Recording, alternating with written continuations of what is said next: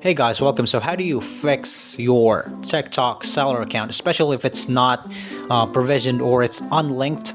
So, that's the most one of the common problems that a lot of sellers face out there, including myself, is that TikTok from time to time unlinks from your TikTok profile. So, here's your product here, for example.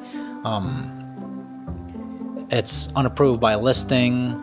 It's because your account is not well provisioned, and the only way to do that is to refresh, to actually refresh everything from the get-go.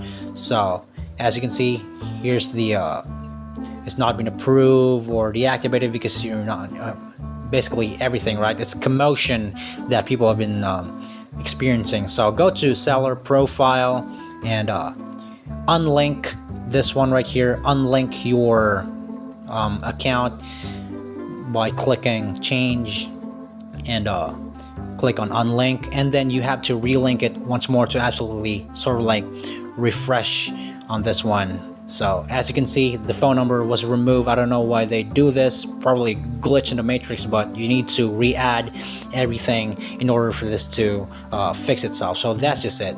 Thank you so much for watching Tech Trick Tutorials, and you guys have a nice day.